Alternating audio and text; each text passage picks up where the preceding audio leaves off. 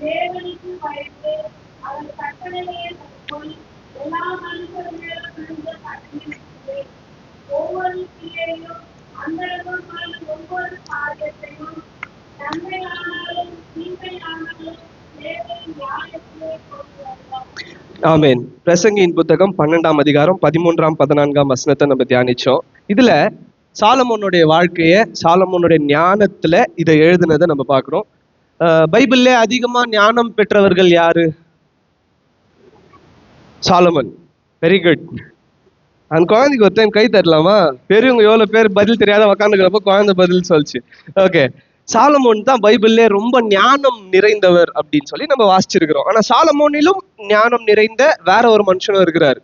நம்மளுக்கு ஏசப்பான்னு தெரியும், ஆனா இது ஏசப்பா இல்லாத இன்னொருத்தரும் இருக்கிறாரு. அவரை பத்தி பார்த்து தான் இன்னைக்கான செய்தியை வந்து நம்ம நிறைவு செய்ய போறோம். ஃபர்ஸ்ட், சாலமோன் கிட்ட ஆண்டவர் கேட்கிறாரு, என் ஜனங்களை வழி நடத்துறதுக்கு உனக்கு என்ன வேணும் அப்படின்னு கேட்கிறப்போ, சாலமோன் சொத்து சொகத்தையோ வேற எதுவும் கேட்காம ஆண்டவர் கிட்ட ஞானத்தை கேட்டார். நம்ம எல்லாருக்குமே அது தெரியும். ஆண்டவர் அவர் கேட்டதின்படியே அவர் ஏற்கனவே பணக்காரரா இருப்பினும் அவருக்கு ஞானத்தை கொடுத்தார். அந்த ஞானத்துல அவர் இன்னும் அதிகமா சம்பாதிச்சாரு, எல்லாத்தையுமே சம்பாரிச்சாரு. எதெல்லாம் சம்பாரிச்சாரு? தங்கம், வெள்ளி, பொண்ணு அப்பா ஏற்கனவே சேர்த்து வச்சுட்டு இருந்தாரு. குறைஞ்சது ஒரு 700 மனைவிகள் சம்பாரிச்சாரு. இன்னும் நிறைய காரியங்களை வந்து சாலமோன் தனக்கென்று சேர்த்து வச்சுக்கிட்டாரு. அவருடைய வாழ்க்கையில பாக்குறப்போ ஆண்டவர் வந்து தேவாலயத்தை கட்டுற பொறுப்பை சாலமோன் கிட்ட தான் ஆண்டவர் கொடுத்தாரு. அதுக்கேற்ற மாதிரி சாலமோன் என்ன பண்ணாரு? 7 வருஷம் கஷ்டப்பட்டு ஆண்டவருக்குன்னு தங்கத்திலேயே ஒரு கோயில் கட்டினாரு. சாலமோனோட ஞானத்தை பத்தி படிக்கிறப்போ எவ்வளோ அவர் புத்திசாலியா இருந்தாருன்றதை எக்ஸ்பிளைன் பண்றதுக்கு நிறைய வசனங்கள் வந்து இருக்குது. ஆனா இந்த சாலமோனோட வாழ்க்கையை நம்ம தியானிக்கிறப்போ அவருடைய வாழ்க்கை வந்து அவ்வளவு நல்லா இல்லை. அவரோட ஆரம்ப காலத்துல கர்த்தருக்கு பயந்தவரா அவர் இருந்தாரு. ஏன்னா தாவீதினோட மகன் ஆச்சுல்ல, தாவீதினோட மகன்றதுனாலவே கர்த்தருக்கு பயப்படுதல் சாலமோனுக்குள்ள இருந்துச்சு. ஆண்டவருக்கு பயந்த மனுஷனா தான் சாலமோன் இருந்தார்.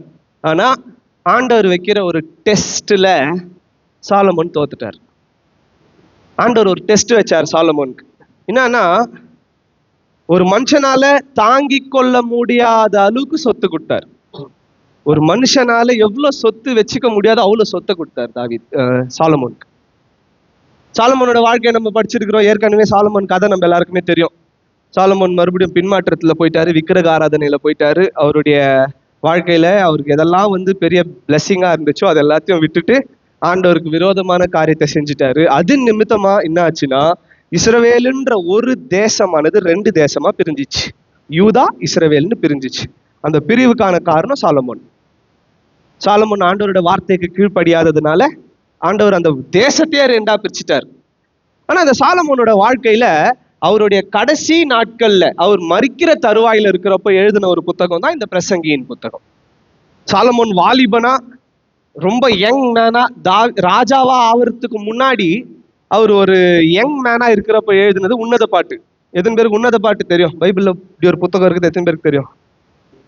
அட்லீஸ்ட் பாதி பேருக்கு தெரிஞ்சுக்குது, சந்தோஷம். அந்த உன்னத பாட்டு வந்து சாலமோனுக்கும் அவர் நேசிக்கிற ஒரு பெண்ணாகிய சூரமித்தியாளுக்கும் நடுவுல இடைப்பட்டு நடந்த ஒரு கான்வர்சேஷன். அவங்க 2 பேருக்கும் இடைப்பட்டு நடந்த பேச்சுவார்த்தையை அவர் புத்தகமா எழுதியிருக்கிறார். ஆனா அதுக்கு ஆவிக்குரிய அர்த்தமும் இருக்குது.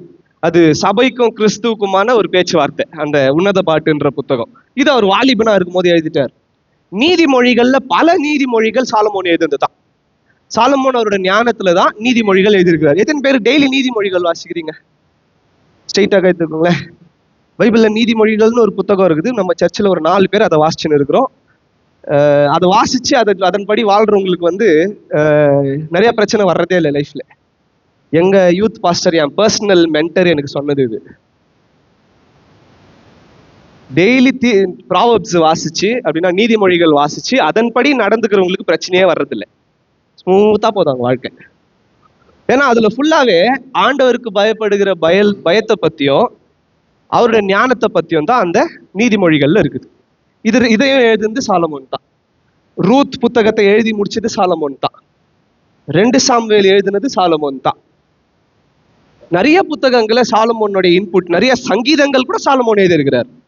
ஆரோகண சங்கீதங்கள்ல சிலது சாலமோன் தான் எழுதினார். சங்கீதம் 150 சங்கீதங்கள்ல பல சங்கீதங்களை சாலமோன் எழுதியிருக்கிறார்.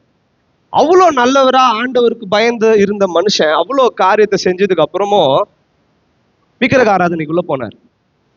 எல்லாமே அவர்கிட்ட இருந்துச்சு. நீங்க எதெல்லாம் கற்பனை பண்றீங்களோ அது எல்லாமே சாலமோன் கிட்ட இருந்துச்சு. ஒரு நாளைக்கு 10 லட்சம் ரூபாய் பாக்கெட் மணி செலவு பண்ணுவாராம். ஏன்னா 700 மனைவிகள் 300 மறுமனையாட்டிகள் அவருக்கு. 700 wives and 300 concubines. 1000 ஸ்திரீகளோட இருந்ததுனால ஒரு நாளைக்கு 10 லட்சம் ரூபாய் செலவு பண்ணுவாராம். ஆக்சுவலா அதுவே பத்தி இருக்காது அவருக்கு. 10 லட்சம் ரூபாய் ஒரு நாளைக்கு வந்து அவருக்கு பாக்கெட் மணியா. ஞானத்துல அவரை போல யாரும் இல்லை. சர்வஞானி சொல்ல முடியாது, ரொம்ப ஞானி, பெரிய ஞானி, ஸ்மார்ட். யாரும் அவரை ஈஸியா ஏமாத்திட முடியாது. யாரும் அவர்கிட்ட இருந்து பொருளையோ எதையோ பிடுங்கிக்க முடியாது. எல்லா நாலேஜும் அவர்கிட்ட இருந்துச்சு. இன்னும் சொல்லணும்னா தாவீதுக்கு அடுத்து ராஜாவானதுனால அகில உலகத்திலே மோஸ்ட் பவர்ஃபுல் ராஜாவா 40 வருஷம் சாலமோன் தான் இருந்தார். அகில உலகத்திலே மிக சிறந்த ராஜாவா 40 வருஷம் சாலமோன் இருந்தார். பவர் அவர்கிட்ட இருந்துச்சு, பணம் அவர்கிட்ட இருந்துச்சு, ஸ்திரீகள் அவர்கிட்ட இருந்தாங்க. நீங்க என்ன சொல்றீங்களோ இந்த இந்த மனுஷனுடைய வாழ்க்கைக்கு எதெல்லாம் தேவையோ அதெல்லாம் அளவுக்கு அதிகமா சாலமோன் கிட்ட இருந்துச்சு. ஆண்டவரே அதை குத்து வச்சிருந்தார் அவருக்கு. நம்ம எல்லாம் எதை பார்த்து ஆசைப்படுறோமோ அது ஏற்கனவே நிறைய கொட்டி கிடந்துச்சு சாலமோன் கிட்ட. மலையா தங்கம் இருந்துச்சு. தேவாலயம் கட்டுறதுக்கே டன்னா தங்கம் இருந்துச்சு. நம்ம எல்லாம் கஷ்டப்பட்டு சம்பாரிச்சு அதிகமா ஒரு மாசம் சம்பளம் வர்றப்போ இல்லை எக்ஸ்ட்ராவா சீட் எதை எடுக்கிறப்போ உடனே போய் தங்கம் வாங்கினோம்ல. எத்தனை பேர் கிலோ கணக்குல வாங்குறோம்? இன்னும் அந்த அளவுக்கு நம்ம யாரும் பணக்கார ஆகல. ஆனா அட்லீஸ்ட் 1 கிராம் 2 கிராம் 1 சவரன் 2 சவரன் வாங்குறோம்ல. அதெல்லாம் அவருக்கு வேஸ்ட் மெட்டீரியல். செய்குலி சேதாரத்திலே போயிட்டு அதெல்லாம் சாலமோன் டன்னா தங்கத்தை வச்சு நின்றாரு. சிமெண்ட்டுக்கு பதிலாக தங்கத்தை காய்ச்சி ஊத்தி சர்ச்சு கட்டினவர் அவரு. அவ்வளோ பெரிய கோடீஸ்வரர். நம்ம கிட்ட எதெல்லாம் ஆசைப்படுறோமோ அது எல்லாமே சாலமோன் கிட்ட இருந்துச்சு. அப்படி இருந்ததுக்கு அப்புறமும் சாலமோன் மறந்த ஒரு விஷயம் என்ன தெரியுங்களா? இவ்வளோ ஞானம் உள்ளவரா இருந்த சாலமோன் மறந்த ஒரு விஷயம் ஆண்டவருக்கு பயப்படுகிற பயம். ஆண்டவர்கிட்ட அது இல்லை. ஆண்டவர்கிட்ட இருந்த அந்த பயம் பாதியில சாலமோன் கிட்ட இல்லாம போயிடுச்சு. அதனால என்னாச்சு? சாலமோன் பின்மாற்றத்துல போனாரு, நஷ்டம் அடைந்தாரு. அவரு பணக்காரரே தான் இருந்தாரு. 700 மனைவிகள் 300 மறுமனையாட்டிகள் அவர் கூட தான் இருந்தாங்க. இன்னும் சொல்லணும்னா அவருக்கு அடுத்து அவரோட 2 மகன்கள் ராஜாக்களா ஆனாங்க. இது எல்லாமே ஆயிருந்தாலும் சமாதானம் மாத்திரம் இல்லை, சந்தோஷம் இல்லை வாழ்க்கையில். எல்லாமே இருந்துச்சு, சந்தோஷம் இல்லை. எல்லாமே இருந்துச்சு, சந்தோஷம் இல்லை. பணம் பொருள் என்ன கேட்குறோமோ எல்லாமே இருந்துச்சு. இப்போ நம்மலாம் வந்து சம்பாதிக்கிறதுல எது லேட்டஸ்டா டிவி வருதோ அது வாங்கணும்னு ஆசைப்படுறோம். லேட்டஸ்டா ஃபோன் வந்தா அது வாங்க ஆசைப்படுறோம். லேட்டஸ்டா கார் எது வருதோ அது வாங்க ஆசைப்படுறோம். நம்மளுடைய வருமானம் பெருக பெருக எந்த பொருள் நமக்கு உபயோகமா இருக்குமோ அதை பெருசா வாங்க நினைக்கிறோம். எத்தனை பேர் வீட்டில் டபுள் டோர் ஃப்ரிட்ஜ் இருக்குது? டைட்டா கை தூக்குங்களேன். கை தூக்குறது கூட கஷ்டமா இருக்குது இல்ல? பிரின்சி சிஸ்டர் இல்லையா? இது தனியா இருக்குதா ஜெசி? கை தூக்குறது கூட கஷ்டம் நம்மளுக்கு. ஓகே, டபுள் டோர் ஃப்ரிட்ஜுக்கு முன்னாடி எத்தனை பேர் வீட்டில் சிங்கிள் டோர் இருந்துச்சு? சிங்கிள் டோர்ல இருந்து டபுள் டோருக்கு எதுக்கு போனோம்? வருமானம் ஜாஸ்தியாச்சு. தோசை மாவு பிரியாணி எல்லாம் ஸ்டோர் பண்றதுக்கு இடம் தேவைப்பட்டுச்சு. சிங்கிள் டோர்ல இருந்து எதுக்கு போயிட்டோம்? கரெக்டா? அப்போ வருமானம் பெருகின உடனே நம்ம கிட்ட இருக்கிற சின்ன பொருளை பெரிய பொருளா மாத்த ஆசைப்படுறோம். கரெக்டுங்களா? சாலமோன் கிட்ட இருந்த எல்லா பொருளுமே பெரிய பொருள். ஏன்னா லேட்டஸ்ட் டெக்னாலஜி வருதோ அது சாலமோன் கிட்ட இருந்துச்சு. ஏன்னா இவனே ஏற்கனவே ஞானி இல்லை, இவனே புது புது பொருட்களையும் கண்டுபிடிச்சிருப்பான். எல்லாமே அவன்கிட்ட இருந்துச்சு. எல்லாமே இருந்ததுக்கு அப்புறமும் இல்லாம போன ஒரு விஷயம் ஆண்டவருக்கு பயப்படுகிற பயம். ஆண்டவர் மேல இருந்த பயம் இல்லாம போச்சு பாருங்க. இருக்கிறது ஒவ்வொன்னா ஆண்டவர் எடுத்தாரு. முதல்ல நிம்மதியை எடுத்தாரு, சமாதானத்தை எடுத்தாரு, சந்தோஷத்தை எடுத்தாரு, அவருக்கு எல்லாரும் கொடுக்குற ரெஸ்பெக்ட் எடுத்தாரு, எல்லாரும் அவருக்கு செலுத்துற கனத்தை பிடுங்கிக்கிட்டாரு. எல்லாமே இருந்தோம் ஒன்னும் இல்லாதவர் ஆயிட்டார் சாலமோன். எல்லாமே இருந்தோம் இப்போ ஒன்றும் இல்லை. அவன் மகன் தான் ராஜா, ஆனா சாலமோனுக்கு மதிப்பு இல்லை. எல்லாத்துக்கும் கரெக்ட் ஆன்சர் வச்சுக்கிறாரு மைண்ட்ல. யாரும் மதிக்கிறது இல்லை, பேச்சு கேட்கறது இல்லை, அட்வைஸ் கேட்கறது இல்லை. நீ என்ன சொல்றது அப்படின்னு பிள்ளைகள் சாலமோனை பார்த்து பேசுற நிலைமைக்கு சாலமோன் வந்தார். ஏன்னா ஆண்டவருக்கு பயப்படுற பயம் இல்லாம போயிடுச்சு. சரி, நம்மளே ஆண்டவர் மன்னிச்சு ஏத்துக்கிறாரே, இந்த சாலமோனை ஏத்துக்காம விட்டுருப்பாரா? சாலமோன் மரிக்கிற தருவாயில இருக்கிறப்போ ஆண்டவர்கிட்ட போய் மனம் திரும்பினதுக்கு அப்புறமா எழுதின ஒரு புத்தகம் தான் இந்த பிரசங்கியின் புத்தகம். இந்த பிரசங்கியின் புத்தகத்துல இருக்கிற 12 அதிகாரத்தையும் உங்களுக்கு நேரம் இருந்துச்சுன்னா, ஆண்டவர் மேல பிரியம் இருந்துச்சுன்னா, வீட்டுக்கு போயிட்டு இந்த 12 அதிகாரத்தையும் வாசிச்சு பாருங்க. இதுல சாலமோன் எது நம்ம வாழ்க்கையில ரொம்ப முக்கியம் அப்படின்னு இந்த 12 அதிகாரத்திலே சொல்லியிருப்பார். இந்த 12 அதிகாரத்தினுடைய கடைசி 2 வசனங்களை நம்ம தியானிச்சோம். என்னன்னு இருக்குது? 13ஆம் வசனம் மறுபடியும் வாசிங்களேன்.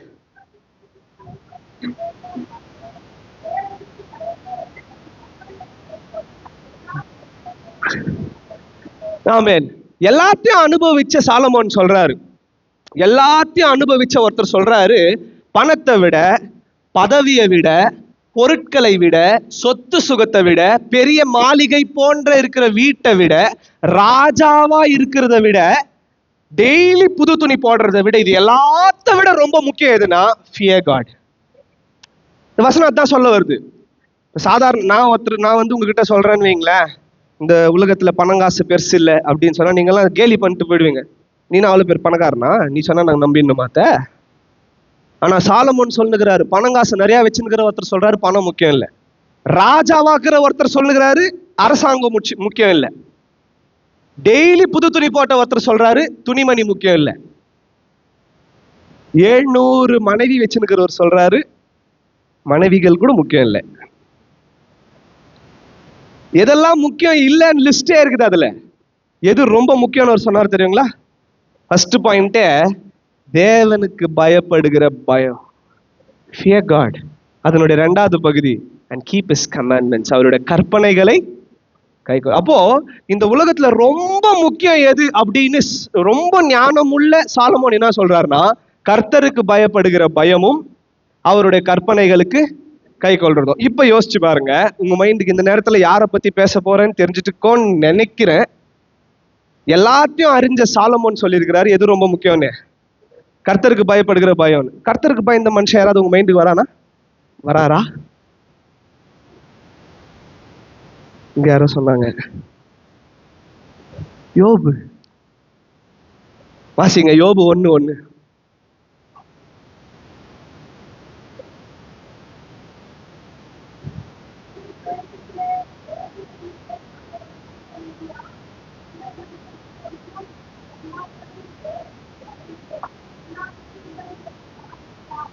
எல்லாரும் சேர்ந்து வாசிக்கலாமா?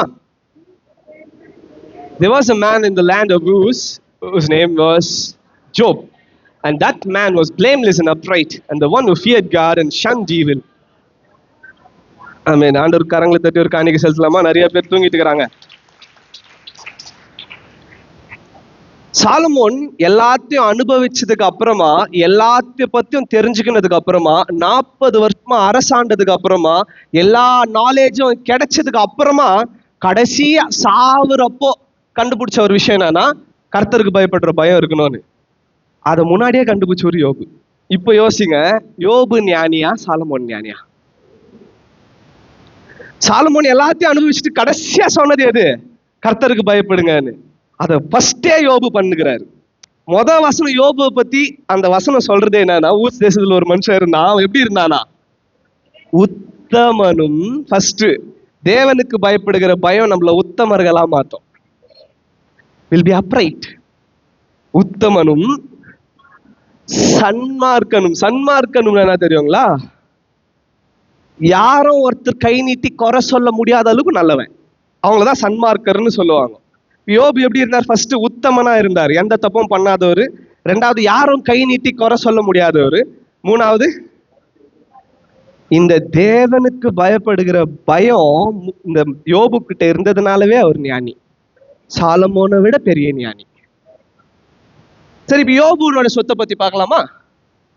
சாலமோனுக்கு நிகரா யோபு கிட்டே சொத்து இருந்துச்சு. யோபுவும் பணக்காரர் தான், யோபுவும் 10 பிள்ளைகள் பெற்றவர் தான். யோபு கிட்ட எல்லா அதிகாரங்களும் இருந்துச்சு. யோபு வாழ்ந்த அந்த நாட்கள்ல அரசனை போலதான் யோபு இருந்தாரு, எல்லாமே இருந்துச்சு. ஆண்டவர் சாலமோனுக்கு வச்ச அதே டெஸ்ட் யோபுக்கும் வச்சார். சாலமோனுக்கு எப்படி அதிகமா ஆசீர்வாதத்தையும் அதிகமா ஆஸ்தி அந்தஸ்து ஐஸ்வர்யத்தையும் கொடுத்தாரோ, அதே போலவே ஆண்டவர் யோபுவுக்கும் அதை கொடுத்து வச்சிருந்தார்.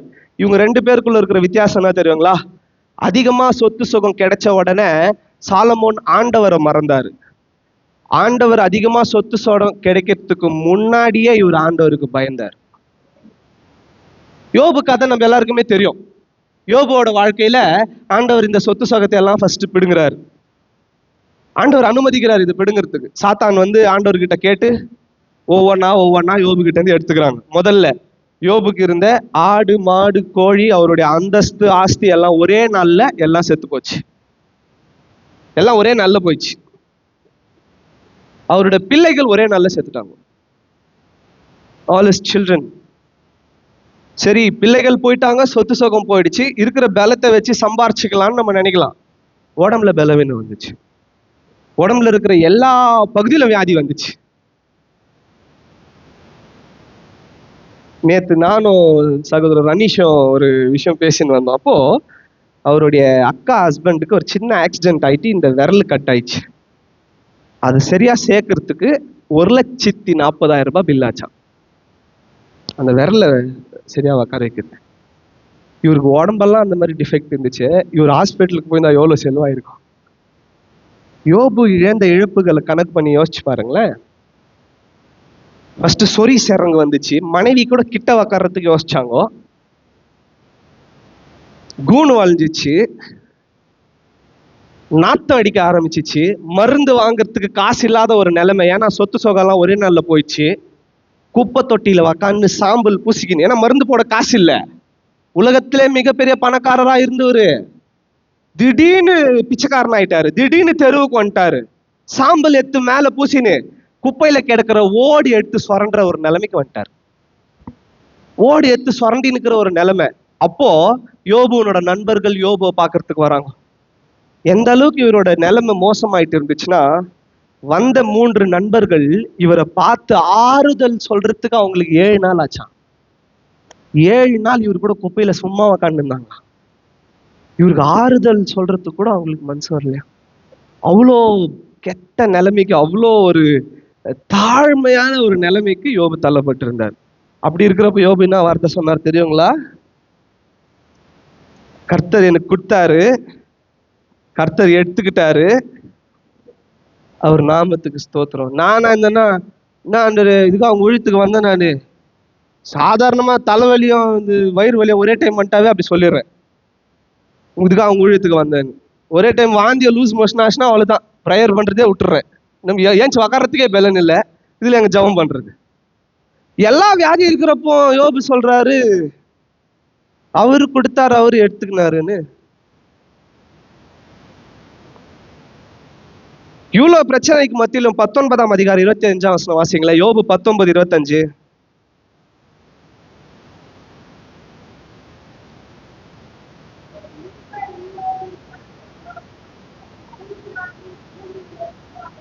என் மீட்பர் உயிரோடு இருக்கிறார் என்றும் அவர் கடைசி நாளில் பூமியின் மேல் நிற்பார் என்றும் நான் அறிந்திருக்கிறேன்.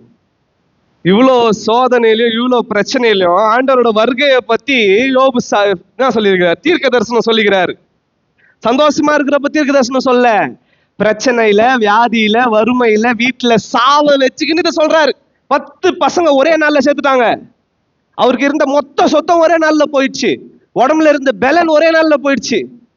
நண்பர்கள் வந்தவங்க கூட இவருக்கு சப்போர்ட்டா நிக்காம இவரை குறை சொல்லின்னு இருந்தாங்க. பெஸ்ட் ஃப்ரெண்ட்ஸ் 3 பேர் இவருக்கு. அந்த பெஸ்ட் ஃப்ரெண்ட்ஸ் 3 நீ என்னவோ பண்ணிக்கிற, அதனால தான் ஆண்டவர் உன்னை தண்டிச்சாருன்னு பேசினாங்க. எல்லாத்தையும் இழந்துட்டு அந்த இழப்புல இருக்கிறப்ப யோபு சொன்னாரு, ஆண்டவர் எனக்காக இருக்கிறார், என் மீட்பர் உயிரோடு இருக்கிறார், மை ரிடீமர் லிவ்ஸ். என் மீட்பர் எனக்காக கடைசி நாள்ல பூமியில நிற்பார். அதை என் கண்ணுல பார்ப்பேன். அடுத்த வசனம் வாசிங்களேன், 26ஆம் வசனம். என் தோலெல்லாம் அழுகி போயிடுச்சு, நான் என் சதை ஒண்டிதான் வெளியே தெரியுது. அப்படி இருக்கிறப்ப கூட என் ஆண்டவரை தான் நான் பார்க்கிறேன். என் தோல் முதலானவைகள் அழுகி போன பின்பு நான் மரித்து போயிட்டு இருந்தா கூட சரி, அவரோட கடைசி அவரோட வருகையில நான் அவரை என்ன பண்ணுவேன்? என் கண்களால அவரை பார்க்குவேன். இந்த விசுவாசம் இருக்குதான் நம்ம கிட்ட. ரெண்டு பேரை பத்தி பாக்குறோம். ஒரு சைடுல யோபு நிக்கிறார், இன்னொரு பக்கம் சாலமோன் நிக்கிறார். சாலமோன் நல்ல ஞானமுடையவர், பணக்காரர். ஆண்டவர் அவருக்கு அதிகமா ஐஸ்வர்யத்தையும் ஆஸ்தியும் கொடுத்து வச்சிருந்தாரு. அப்படி இருக்கிறப்ப ஆண்டவரை மறந்துட்டார். யோபு கிட்ட இருந்த ஆசீர்வாதத்தை ஆண்டவர் புடுங்கினாரு, ஆனாலும் ஆண்டவர் மறக்கல. யோபுக்கு தெரிஞ்சிருந்துச்சு. ஏன்னா எல்லாத்த விட ரொம்ப முக்கியம் ஆண்டவருக்கு பயப்படுற பயம். மறுபடியுமா சாலமோன் ராஜாவா ஆகல, ஆனா மறுபடியுமா யோபு என்ன தெரியுங்களா? கடைசி அதிகாரத்துக்கு திருப்புங்களேன். யோபு 42ஆம் அதிகாரம் 12ஆம் வசனம் வாசிங்களேன்.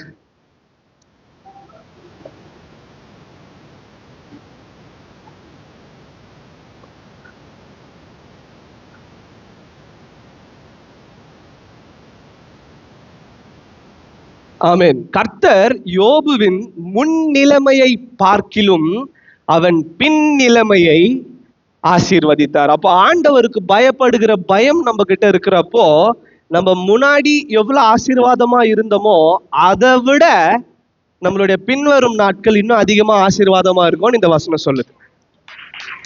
முன்னாடி இருந்த ஐஸ்வர்யத்தை பார்க்கிலும், முன்னாடி இருந்த சொத்து சுகத்தை இந்த சொகுசை பார்க்கிலும் ஆண்டவருக்கு பயப்படுகிற பயம் நமக்குள்ள அதிகமா இருக்கிறப்போ நம்மளோட பின்வரும் நாட்கள் இன்னும் ஆசீர்வாதமா இருக்கும்னு சொல்லி இருக்குது இந்த வசனம். அப்ப இந்த 2 பேரோட வாழ்க்கையில நம்ம கத்துக்க வேண்டிய முக்கியமான விஷயம் என்ன தெரியுங்களா? ராஜாவாவே இருந்தாலும் பிச்சைக்காரனாவே ஆயிட்டாலும் ஆண்டவருக்கு பயப்படுற பயம் நம்மளுக்குள்ள இருக்கும். ஆண்டவருக்கு பயப்படுகிற பயம் நமக்குள்ள இருக்கிறப்போ நம்மளுடைய முன்னிலைமையை பார்க்கிலும் நம்மளுடைய பின்னிலைமை இன்னும் ஆசீர்வாதமா இருக்கும். நான் சொல்லங்க, வசனம் சொல்லுது. இந்த வசனத்துக்கு உயிர் இருக்குது, நான் விசுவாசிக்கிறேன். எத்தனை பேர் விசுவாசிக்கிறீங்க? உயிருள்ள என் ஆண்டவர் சொல்லியிருக்கிறாரு. ஆண்டவருக்கு பயப்படுகிற பயம் நமக்குள்ள இருந்துச்சுன்னா நம்மளுடைய பின்னிலைமையை பார்க்கிலும் இதுக்கப்புறமா நம்மளுடைய வாழ்க்கை எப்படி இருக்கும்? இன்னும் அதிகமா ஆசீர்வாதமா இருக்கும். யோபு இந்த ஆசீர்வாதத்தினோட விளைவா 15ஆம் வசனம் வாசிங்களேன். தேசத்தில் எங்கும் யோபுவின் குமாரத்திகளை போல், திருப்பி அந்த வார்த்தை வாசிங்க. இங்க கிட்ட இருக்கிறவங்க கொஞ்சம் சத்தமா வாசிங்க, காது கேட்க மாட்டேங்குது. தேசத்தில் எங்கும் யோபுவின் குமாரத்திகளை போல் சௌந்தரியமான பெண்கள் காணப்படவில்லை. ஓகே, இந்த ஒரு பார்ட்டை வந்து கொஞ்சம் பர்சனலா சொல்லணும்னு நினைக்கிறேன். நான் குழந்தை பிறந்த உடனே, நான் ஆக்சுவலா ஃபர்ஸ்ட் பையன் குழந்தை எதிர்பார்த்தேன். ஆண்டவர் சர்ப்ரைஸா பொண்ணு குழந்தை கொடுத்துட்டாரு. பொண்ணு குழந்தை பிறந்த உடனே எனக்கு ஒரு எண்ணம், நானும் கருப்பு, எங்க ஒய்ஃபும் கருப்பு, குழந்தைய கருப்பா இருந்துச்சுன்னா தூக்கி கொஞ்சம் கூட யாரும் கொஞ்ச மாட்டாங்க. அதனால வந்து 3 மாசம் இருக்கிறப்பவே டெய்லி போமோகிரானேட்டு, ஆப்பிள், அப்புறம் குங்குமப்பூ, இல்லை சகோதரி தேவி, குங்குமப்பூக்கே ஒரு 2000 ரூபாய் செலவு பண்ணியிருக்கேன். குங்குமப்பூ, ஆப்பிள், போமோகிரானேட் டெய்லி அதை சாப்பிட வச்சு குடிக்க வச்சு இப்போ கொஞ்சமாவது குழந்தை வந்து என்ன ஆகுது, வெள்ளையாகுது. அப்போ கொஞ்சம் தூக்கி கொஞ்சிறப்போ ஓகே அழகாகுது. ஏன்னா யாரும் இல்லைனா கூட எங்க ஆயா, எங்க பெரியம்மா, சித்தியாங்களே வந்து இது மூஞ்சி நல்லாக்குதா, மூக்கு நல்லாக்குதா, வாய்க்குதான்னு வாங்க சொல்றவங்க தான் இவங்க. கண்டிப்பா சொல்றாங்க, இவங்களே சொல்லுவாங்க. எனக்கு இவங்களை நினைச்சே பயமாயிடுச்சு, இவங்க குழந்தைய தான் ஒன்னொட்ட சொல்றாங்களே அப்படின்னு. அதுக்காக ரொம்ப அதிகமா, உண்மையா சொல்லணும்னா ரொம்ப அதிகமா ஜெபம் பண்ண, குழந்தை கொஞ்சமாவது நல்லா ஆண்டவர் கொஞ்சமாவது அந்த குழந்தைய, நான் ஜெபம் பண்ணது போல கொஞ்சமாவது அந்த குழந்தைய நல்லா கொடுத்துக்கிறாரு. இதுக்கே எனக்கு வந்து கையில பிடிக்க முடியல. என்ன குழந்தை அழகாக்குது, நம்ம ஏதோ பெருசா சாதனை பண்ணிட்டோன்ற மாதிரி. ஆனா இந்த வசனத்துல பார்த்தா யோபுவின் குமாரத்திகள் அவங்கள போல அழகா பூமியில யாருமே இல்லையா, எல்லாம் மிஸ் வேர்ல்டு மாதிரி இருந்தாங்களாம். யோபுவை மாத்திரம் ஆண்டவர் ஆசீர்வதிக்கல, அவருடைய குமாரத்திகளையும் ஆண்டவர் அழகா படைச்சு அவங்க மருமகனங்களையும் ஆசீர்வதிச்சுக்கிறாரு. யோபுக்கும் ஆசீர்வாதம், அவருடைய பிள்ளைகளுக்கும் ஆசீர்வாதம். மறுபடியும் அந்த வசனத்தை பாருங்களேன். தேசத்தில் எங்கும் யோபுவின் குமாரத்திகளை போல்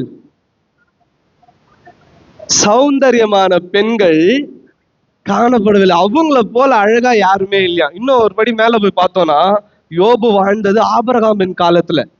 அந்த காலத்துல ஆபிரகாமின் மனைவி சாராளு, இல்ல கானானூர் சேர்ந்தவங்க எல்லாருமே அழகா இருந்தாங்க பாருங்க. அவங்க எல்லாரும் விட பல மடங்கு அழகா யோபுவின் குமாரத்திகள் இருந்தாங்களாம். அது அடுத்த பகுதி அந்த வசனத்துல வாசிங்களேன். அவர்களின் தகப்பன் முதல்ல பெண்களுக்கு சொத்து கொடுத்தவர் யோபு தான், சாலமோன் கூட இல்லை. முதல்ல யார் கொடுத்தது? யோபு தான் கொடுத்தாரு. அதுக்கப்புறமா தான் மோசேயின் நாட்கள்ல பெண்களுக்கும் சொத்து வேணும்ட்டு வந்து பேசுறாங்க. ஆனா அந்த ஞானம் கூட யார்கிட்ட இருந்துச்சு? யோபு கிட்ட. யோபுனோட குமாரத்திகள் அழகா இருந்தாங்க. அழகா இருந்ததை விட ஒரு படி மேல என்னன்னா, யோபுனோட சொத்துல பங்கு கிடைச்ச உடனே அவங்க பணக்காரிகளா கூட ஆயிட்டாங்க. இப்ப அவங்கள கட்டிக்கினவங்களும் பணக்காரங்களா தானே இருந்திருக்காங்க. அப்ப பாருங்க, யோபுக்கும் சொத்து ஆண்டவர் திருப்பி கொடுத்தாரு, அவரோட குமாரத்திகளுக்கும் கொடுத்தாரு, அவர்களுடைய outer circle of the family, அவர்களுடைய வெளி குடும்பத்தையும் ஆண்டவர் ஆசீர்வச்சிருக்கிறார். இதுக்கெல்லாம் காரணம் யோபு கர்த்தருக்கு பயந்ததுதான். சாலமோனுக்கு அப்புறமா அந்த ராஜ்யபாரத்துல பிரிவு ஏற்பட்டதுக்கு அப்புறம் இன்னைக்கு வரைக்கும் சமாதானம் இல்லை, தெரியுங்களா? 2026 வரைக்கும் இஸ்ரவேல்ல சமாதானம் இல்லை. என்னைக்கு பிரிஞ்சிச்சு? சாலமோன் மேல பிரிஞ்சிச்சு. அப்ப சாலமோன் ஆண்டவருக்கு பயப்படாததின் நிமித்தமா இன்னைக்கு வரல சாபம் தொடருது. யோபு கர்த்தருக்கு பயந்ததின் நிமித்தமா அவர்களோட குமாரத்திகளை போல பூமியில யாருமே அழகா இல்லையா. அவ்வளோ பியூட்டிஃபுல் டாட்டர்ஸ் ஆண்டவர் யோபு கொடுத்தார். யோபு இழந்ததை எல்லாத்தையுமே 2 மடங்கு ஆண்டவர் கொடுத்தார். 7000 ஆடு இருந்துச்சு, 2வது டைம்ல பாக்குறப்ப 14,000 ஆடு. அதிகாரில ஒரு லிஸ்ட் இருக்குது பாருங்க, அது எல்லாமே டபுள். எல்லா ஆசீர்வாதத்தை ஆண்டவர் ரெட்டத்தனையா கொடுத்தார் யோபுவுக்கு. எதுக்காக? ஆண்டவருக்கு பயப்படுற பயம் இருக்கிறதுக்காக. சோ இது ரெண்டுத்தையும் உங்க முன்னாடி நான் வைக்கிறேன். அதிகமா ஆஸ்தியை கொடுத்து டெஸ்ட் வைக்கிற ஒரு ஆண்டவர் நம்ம ஆண்டவர். அந்த ஆஸ்தி கிடைச்சதுக்கு அப்புறமா அவருக்கு இருக்கிற பயம் நமக்குள்ள இருக்குதா இல்லையா? இதுதான் நம்மளுடைய ரியல் டெஸ்ட்.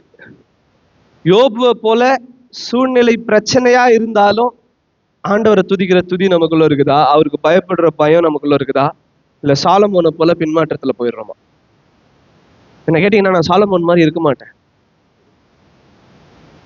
எல்லா நாலேஜும் ராஜாவா இருந்ததுக்கு அப்புறமா ஆண்டவரை மறந்த சாலமோனை விட ஒண்ணுமே படிக்காம குப்பையில உக்காந்து சுரண்டின்னு இருந்தா கூட ஆண்டவருக்கு பயப்படுற பயத்தோட யோபு இருந்தார் பாருங்க. இதுதான் நல்லது. நம்ம நிலைமை ரொம்ப உயரத்துல இல்லைனாலும் பரவாயில்ல, அவருக்கு பயப்படுற பயம் நமக்குள்ள இருக்கிற வரலும் என்னைக்கா இருந்தாலும் ஆண்டவர் நம்மளை ரெஸ்டோர் பண்ணிடுவார். என்னைக்கா இருந்தாலும் ஆண்டவர் நம்மள மறுபடியும் அதை விட மேன்மையான நிலைமை கூட்டின்னு போயிடுவார். நம்ம எல்லாம் பணக்கார ஆயிடுவோம்னு சொல்லிட்டு நான் ஃபேக் ப்ராமிஸ் கொடுக்க விரும்பல, ஐஸ்வர்யத்தை வாரி வழங்க விரும்பல. நம்ம எல்லாம் பணக்கார ஆயிடுவோம்னு நான் சொல்ல மாட்டேன். ஆனா ஆண்டவருக்கு பயப்படுற பயம் நமக்குள்ள இருக்கிற வரைக்கும் ஆண்டவர் நம்மள மறுபடியும் வழி நடத்த வல்லவரா இருக்கிறார். இன்னும் ரெட்டத்தனையான ஆசீர்வாதத்தோட வழி நடத்த வல்லவரா இருக்கிறார். கடனை எல்லாம் நீக்கி, வியாதி வறுமை எல்லாம் நீக்கி எல்லாத்தையும். அதுவும் இந்த யோபுனுடைய அந்த 42ஆம் அதிகாரத்தோட 17ஆம் வசனம் வாசிங்களேன். யோபு நெடுநாளில் இருந்து பூரண வயது உள்ளவனாய் மரித்தான். அவ்வளோ வியாதி, அவ்வளோ பிரச்சனை, கேன்சரு, என்ன நோவு நீங்க சொல்றீங்களோ எல்லா நோவுமே யோபுனோட வாழ்க்கை அவரோட சரீரத்துல இருந்துச்சு. சொறி, சரங்கு, குஷ்டரோகம், கேன்சர் எல்லாமே இருந்ததுக்கு அப்புறமும் வசனம் சொல்லுது யோபு அந்த வியாதியினால சாவல, ஃபுல் ஓல்டேஜ்ல செத்தாராம். இன்னைக்கு தேதிக்கு 46 வருஷம் ஒருத்தர் உயிரோடு இருந்தாங்கன்னா அவங்களுக்கு வயசாயிடுச்சுன்னு அர்த்தமா. நாங்க சின்ன பசங்களா இருக்கிறப்போ 70 வயசு ஒருத்தர் இருந்தாங்கன்னா அவங்க வயசாயிட்டாங்க அப்படின்னு இருந்துச்சு. இப்போ 46. எத்தனை பேர் 46க்கு மேல இருக்கிறீங்க? நீங்கெல்லாம் கிழவன் கிழவிகள்ட்டு ஒரு ரிப்போர்ட் சொல்லுது. சீரியஸா, ஜோக்கா சொல்ல, சீரியஸாவே 46 வயசுக்கு மேல இருக்கிறவங்க எல்லாம் கிழவன் கிழவிகளாம். ஒரு ஆராய்ச்சி பண்ணி சொல்லியிருக்கிறாங்க, 46 வயசு ஒருத்தர் வாழ்ந்துட்டாங்கன்னா அவங்க வயசாயிட்டவங்களாம். அந்த அளவுக்கு நம்மளுடைய வாழ்நாட்கள் குறைஞ்சினே வருதான். மோசே எழுதுறப்ப சொல்லிக்கிறாரு, மனுஷனோட ஆயுஷ் நாட்கள் 70 வருஷம், பலத்தின் மிகுதியால் 80 வருஷம். அப்போ 80ல இருந்து இப்ப எவ்வளவுக்கு வந்துட்டுக்கிறோம்? நம்ம 46க்கு வந்துட்டு இருக்கிறோம். ஆனா யோபு அந்த மாதிரி சாவல, பூரண வயதாய் ஆல்மோஸ்ட் 140 இயர்ஸ். இந்த பிரச்சனைக்கு அப்புறம் 140 வருஷம் யோபு உயிரோடு இருந்தார். வயசாயிட்டு வயது முதிர்ந்தவராய் பூரண ஆயுச அனுபவிச்சதுக்கு அப்புறம் யோபு மரிச்சார். வியாதியிலையோ இல்ல பிரச்சனையிலயோ மறிக்கல. ஆனா சாலமோன் அப்படி மறிக்கல, சீக்கிரம் செத்துட்டாரு. ஞானம் இருந்துச்சு, ஆண்டவருக்கு பயப்படல, சீக்கிரம் செத்துட்டாரு. இவருக்கு ஞானம்ன்றது பெரிய விஷயம் இல்ல, ஆண்டவருக்கு பயந்தாரு, ரொம்ப நாள் வாழ்ந்தார். எத்தனை பேர் ரொம்ப நாள் வாழணும்னு ஆசை? எனக்கு ரொம்ப நாள் வாழணும்னு ஆசைப்பா. குறைஞ்சது ஒரு 80 வயசு வரலாம் வாழணும்னு ஆசை. பேரம் பேத்தி எல்லாம் பார்த்துட்டு தான் சாகணும்னு எனக்கு ஆசை. நான் மாத்திரம் இல்ல, எங்க அப்பா, சித்தப்பாங்கோ, எங்க சித்தியாங்கோ எல்லாரும் கூட வயசு ஆயிட்டு எங்க ராஜமாயா மாதிரி 97 வயசுல சாகணும் தான் எங்களுக்கு ஆசை. ஏன்? ஏன்னா அதுக்குதான் நம்ம வாழ்றோம். சம்பாதிக்கிறதெல்லாம் எதுக்கு? சொத்து சேர்க்குது எதுக்கு? நல்லா அனுபவிக்கிறதுக்கு தான். கஞ்சித்தனாலாம் நாங்க பண்றது இல்லை. நீங்க எப்படின்னா நாங்க சாப்பிட்றப்ப பாத்தீங்கன்னா ஆளுக்கு 1/2 கேஜி சாப்பிடுவோம் எங்க குடும்பத்தை எல்லாம். எந்த கறி இருந்தாலும் சரி, ஆடு மாடு கோழி பன்னி நாய் விட்டுக்கிறோம், மற்ற எல்லாத்தையும் நாங்கெல்லாம் கிலோ கணக்குல தான் நாங்க சாப்பிடுவோம். ஏன்? நல்லா சாப்பிட்டு சந்தோஷமா வாழ்றதுக்கு தான் ஆண்டவர் நம்மள வச்சிருக்கிறாரு. அது எனக்கு ஆசை, நீண்ட நாள் வாழணும். எத்தனை பேர் நீண்ட நாள் வாழணும்னு ஆசை? இந்த ஆசை நிறைவேறணும்னா யோபுனோட வாழ்க்கையில நம்ம அதான் கத்துக்கணும். ஆண்டவருக்கு பயப்படுற பயம் நம்மளுக்குள்ள இருக்கிற வரலாம், நீண்ட ஆயுசு ஆண்டவர் நம்மளுக்கு தருவார். யோபு வாழ்க்கையில நான் அதை தான் பார்த்தேன். இழந்த ஆசீர்வாதங்களை ரெட்டத்தனியா ஆண்டவர் தருவார். எதெல்லாம் நம்ம இழந்திருக்கிறோமோ அது எல்லாமே திரும்பவும் ஆண்டவர் நம்மளுக்கு தர வல்லவரா இருக்கிறார். விசுவாசிக்கிறவங்களோட வாழ்க்கையில ஆண்டவர் நிறைவேற்ற வராங்க. கர்த்தர் தாமே இந்த வார்த்தையில் நமக்கு ஆசீர்வதித்து தருவாராக. எல்லா நன்மைக்கும் ஊற்றும் காரணருமாக எங்கள் நல்ல தெய்வமே, இந்த காலவெல்லும் சமூகத்துல வந்திருக்கிறோம் இயேசப்பா. இந்த நாள்ல நாங்க பார்த்த இந்த வார்த்தைகளின்படி யோபனோட வாழ்க்கையிலயும் சாலமோனோட வாழ்க்கையிலயும் உமக்கு பயப்படுகிற பயத்தை நாங்க கத்துக்க எங்களுக்கு கிருபை பாராட்டுங்க. இன்னமும் அதிகமா உங்களுக்கு பயப்படுகிற பயம் எங்க வாழ்க்கையில இருக்கட்டும் இயேசப்பா. இன்னமும் உமக்குள்ள நெருங்கி ஜீவிக்கவும், இன்னும் உங்களோட வார்த்தைகளுக்கு கீழ்ப்படுகிறவர்களா எங்களை நீங்க மாத்துங்க. இன்னும் ஆண்டவரே உமக்குள்ள ஆண்டவரே நாங்க வேரூன்றி நிற்கிறவர்களாய், ரூட்டட் இன் கிரைஸ்டா, உங்களுடைய சரீரத்துல நாங்க வேரூன்றவர்களாய் எங்களை நீங்க மாத்துங்க இயேசப்பா. எங்களில் இருக்கிற குறைகளை எல்லாம் நீக்குங்க, எங்களை பரிசுத்தப்படுத்துங்க. பரிசுத்தத்தோடு உங்களை தொழுது கொள்ற கிருபையை பாராட்டுங்க. ஆசீர்வாதத்தால் நிரப்புங்க. இழந்து போன எல்லா ஆசீர்வாதத்தையும் யோபுக்கு ரெட்டத்தனியா நீர் தந்தது போல எங்க வாழ்க்கையில ஆண்டவரே, நாங்க முந்தின வாழ்க்கையில நாங்க இழந்த ஆசீர்வாதங்களை பார்க்கிறோம், எங்களோட பிந்தின வாழ்க்கையில உங்களோட ஆசீர்வாதம் அதிகமா இருக்க போறதுக்காக உங்களை நாங்க விசுவாசிக்கிறோம். யோபுவை நீங்க ரெஸ்டோர் பண்ணது போல எங்களையும் நீங்க ரெஸ்டோர் பண்ணுங்க. எங்களுடைய ஜெபங்களுக்கும் பதில் தாங்க. ஆசீர்வாதத்தால நிரப்புங்க. கேட்டதன் கேட்க மருந்த கூட்டி தாங்க உங்க பார்த்து நாங்க முத்தமிடுகிறோம். இயேசு நாமத்தில் ஜெபம் நல்ல பிதாவே, ஆமென்.